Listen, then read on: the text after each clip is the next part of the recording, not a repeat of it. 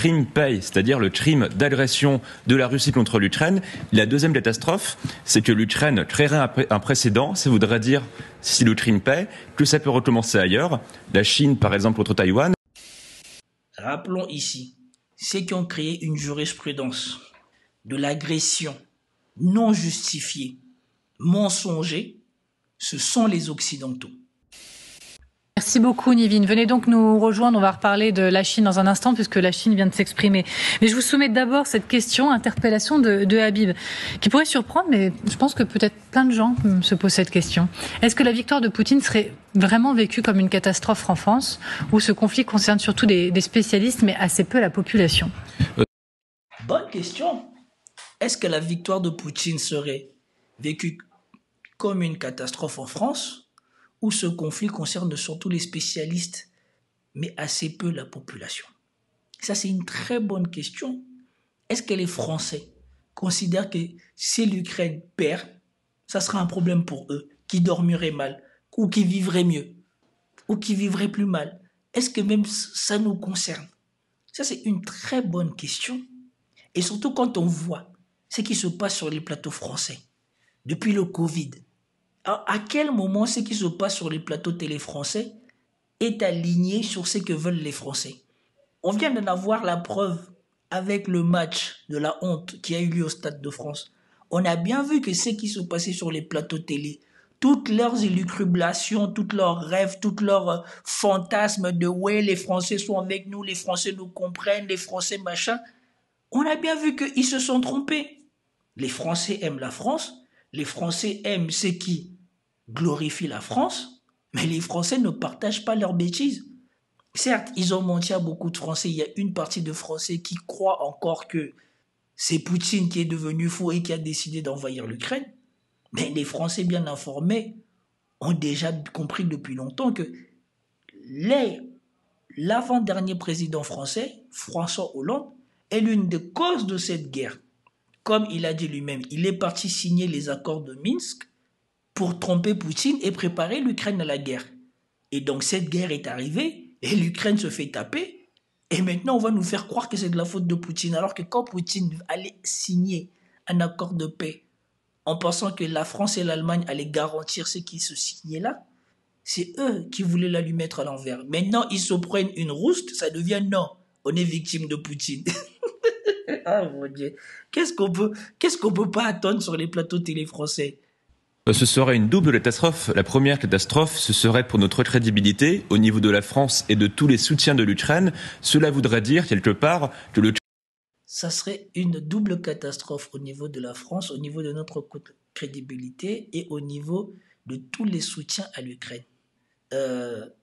Première nouvelle, la France n'a pas droit au chapitre en Ukraine. C'est pas elle le premier contributeur de la guerre d'Ukraine. C'est pas elle qui prenne des décisions en Ukraine.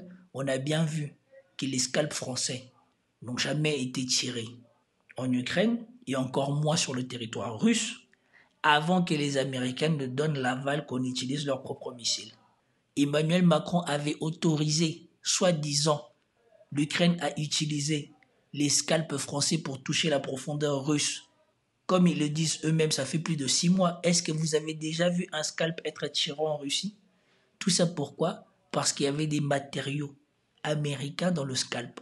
Et donc c'était les Américains qui disaient « niet ». Donc je ne sais pas en quoi la crédibilité de la France a quoi que ce soit à avoir là-dedans.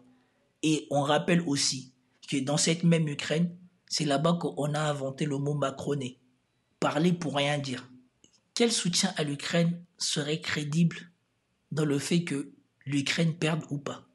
Le crime paye, c'est-à-dire le crime d'agression de la Russie contre l'Ukraine. La deuxième catastrophe, c'est que l'Ukraine créerait un précédent, ça voudrait dire, si le crime paye, que ça peut recommencer ailleurs. La Chine, par exemple, contre Taïwan. Voilà. Quand il dit ça, moi j'aimerais ici rappeler, ça voudrait dire que le crime paye. Ça veut dire que le fait que la Russie soit venue au secours des populations du Donbass, c'est un crime. Retenez bien ce qu'il dit, pour vous montrer que les experts de plateau sont inutiles, et particulièrement ceux qu'on trouve sur LCI. On aurait dit qu'ils n'ont aucune conscience de ce qui s'est passé avant et de pourquoi les gens ne sont plus avec eux. Ils disent que ça voudrait dire que le crime paye. Mais revenons-en à nos moutons. Ça voudrait dire que ça va créer une jurisprudence que le crime paie et que ça peut être recommencé à une autre fois. Rappelons ici, ceux qui ont créé une jurisprudence de l'agression non justifiée, mensongère, ce sont les Occidentaux. Rappelons juste, la guerre d'Irak, c'était un mensonge. La guerre du Vietnam, c'était un mensonge. La guerre de Libye, c'était un mensonge. Parce qu'on sait que ce qui a été dit, ce qui a justifié l'intervention de l'OTAN, c'était un mensonge. Et dans toutes ces guerres-là, les gens qui ont causé des millions de morts, des milliers de morts, qui sont des dirigeants occidentaux, il n'y en a aucun qui a fini devant la CPI. Il n'y en a aucun qui s'est justifié par rapport à ce qu'il a fait. Aujourd'hui, Sarkozy se balade libre comme l'air en France, alors qu'il a dévasté un pays qui était mieux que la France en termes d'équipement et d'infrastructure et de vie sociale. Et deuxièmement, il a causé la crise migratoire qui met aujourd'hui toute l'Europe en difficulté. Aujourd'hui, il se balade tranquillement et les médias français ne rappellent pas que c'est à cause de cet homme-là on a une crise migratoire en Europe. Mais eux, ils pensent que le précédent juridique, que le crime paie, alors qu'on vient au secours d'une population en danger qui a fait appel à vous et qui, selon le droit international, vous autorise à leur porter secours, ça c'est un crime. Mais mentir pour aller bombarder les gens, détruire leur pays, prendre leur or et faire en sorte que ce pays-là soit déstabilisé pour 20 ans, ça c'est pas des crimes et ça c'est pas une jurisprudence. Voilà, juste ça, juste pour vous montrer le niveau de soi-disant ces consultants géopolitiques, défense, et j'ai envie de dire mon derrière, mais bon, c'est pas grave, juste pour vous rappeler. Ou demain Poutine contre d'autres pays, par exemple les pays baltes, car on aurait créé un précédent en lâchant face à Poutine. Alors j'en viens à la Chine. Donc, Poutine qui justifie et dont, même si on n'est pas d'accord sur le principe qu'il ait attaqué l'Ukraine, mais le fait sur des fondements concrets, sur des preuves concrètes, contrairement à eux qui sont partis intervenir partout sur base de mensonges et qui ont causé plus de morts encore dans leurs interventions que la Russie n'a causé de morts en Ukraine en 3 ans de guerre, mais c'est Poutine qui crée le précédent qu'il ne faut absolument pas accepter.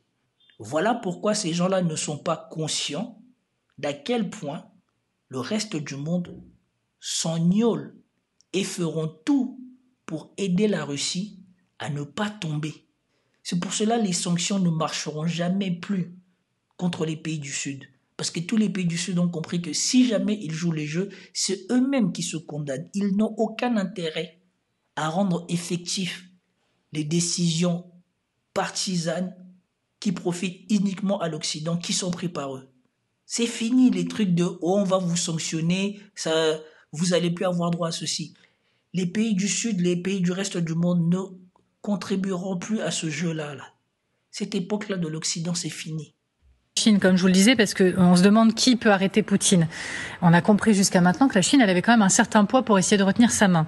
Dernière déclaration en date de la Chine concernant les missiles.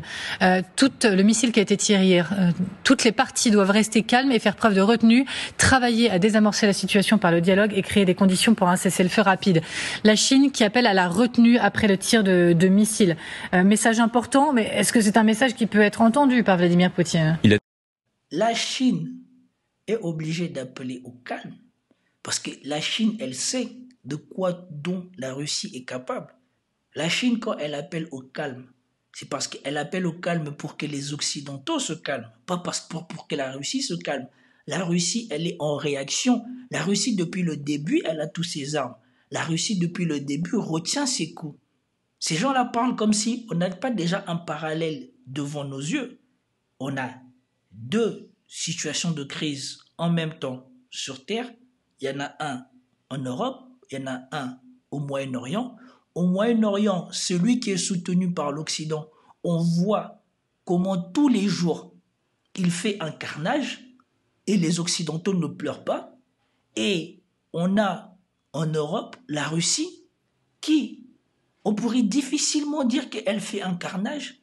Et même quand elle fait la démonstration d'utiliser une arme dont les Occidentaux ignoraient tout et dont ils n'ont aucun moyen de contrer, elle se contente de viser un site militaire bien précis et de ne quasiment causer aucun mort civil. Parce que comme on dit jusqu'à maintenant, les images de l'endroit qui a été frappé par l'Orochnik n'ont pas été diffusées.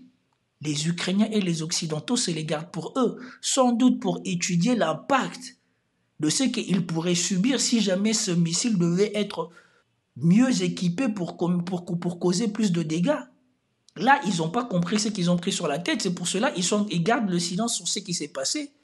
C'est parce qu'ils ne savaient pas que l'arme existait. Ils l'ont vu arriver comme ça. Ils se disent, bah attends, c'est quoi ce truc? Il faut qu'on aille étudier comment ça arrivé.